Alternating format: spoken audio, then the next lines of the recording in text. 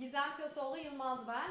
Şimdiki videoda sizlere aslında Gizem'le ne ilgisi var ya diyebileceğiniz aslında el sabunlarından bahsedeceğim ama ne ilgisi var şimdi bahsedeceğim sizlere. Şimdi artık bebeğimiz doğduktan sonra emzirme süreçleri, alt değiştirme süreçleri ile birlikte günlük el yıkama adedimizi aslında 10 katına çıkartıyoruz. Çünkü her emzirmeden önce ellerimizi yıkıyoruz. Her emzirmeden sonra ellerimizi yıkıyoruz. Sonra alt değiştirme öncesi sonrası ellerimizi yıkıyoruz. Dolayısıyla ellerimiz sürekli yıkanma halinde oluyor. Aslında anneleri bir kenara bırakıp bir de babaları da düşündüğümüzde ya da herhangi birini düşündüğümüzde bebeğimize temas ediyoruz. Onu sevmek için, onu kucağımıza almak için.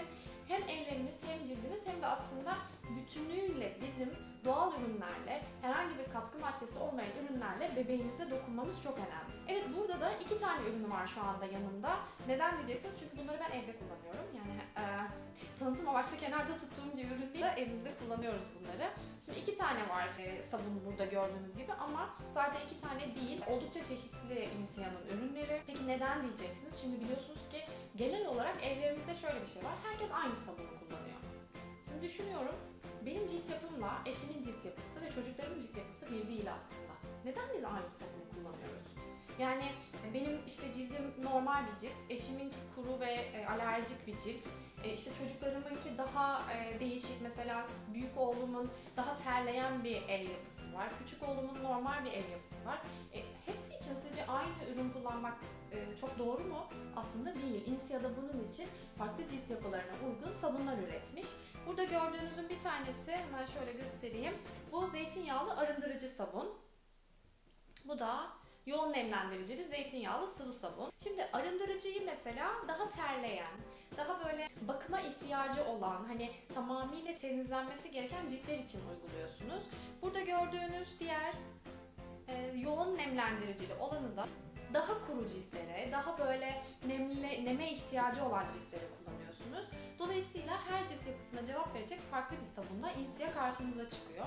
Sabunu kullandığınızda, aslında ilk kullanmaya başladığınızda wow diyeceksiniz, çünkü ben öyle dedim.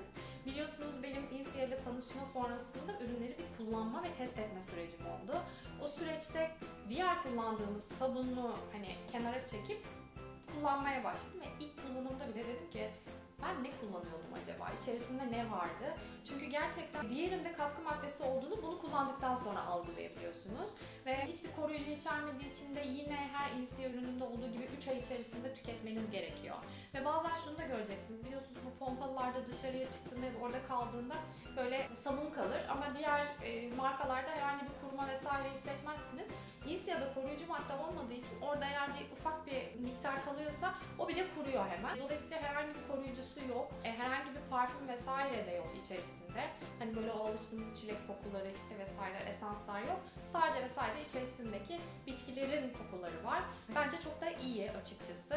Kullanabileceğiniz sağlıklı ürünlerden ben her zaman şu gözle bakıyorum. Artık doğalı içimize işletmemiz gerekiyor. Yani her şeyiyle, yani bu çamaşır sabunumuzla, el sabunumuzla, bulaşık deterjanımızla, işte çocuklarımıza uyguladığımız bebek yağıyla vesaire her şeyiyle doğallığı artık hayatımıza sokmamız gerekiyor.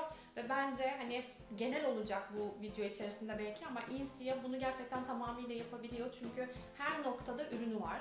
Yani bebek bakımından anne bakımına, yüz bakımına, kozmetik ürünlerine, artı ev temizliği ile ilgili işte cam temizleyicisi ayrı, yer temizleyicisi, genel yüzey temizleyicisi ayrı. Hepsi için gerçekten size cevap verebiliyor Insia. Bunun için de ben açıkçası tercih ettim ve edebiliyorum. Sizlerle de paylaşabiliyorum bunları. Sabunlarla ilgili detaylı bilgi almak isterseniz ya da sormak istediğiniz sorular olursa lütfen yoruma yazın. Keyifle cevaplandırırım. Ya da yine marka ile ilgili, markanın cevaplandırması gereken bir şeyler olabilir.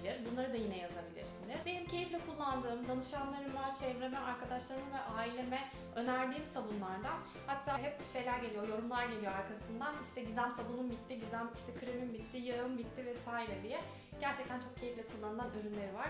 Denemediyseniz, hayatınıza halen Insia'nın doğallığını almadıysanız bence mutlaka bir ürünüyle başlayın, vazgeçemeyeceksiniz. Benim Insia el sabunları ile ilgili söyleyeceklerim şimdilik bu kadar. Sorularınız varsa eğer dediğim gibi yoruma yazabilirsiniz. Beni dinlediğiniz ve izlediğiniz için çok teşekkür ederim. Görüşmek üzere.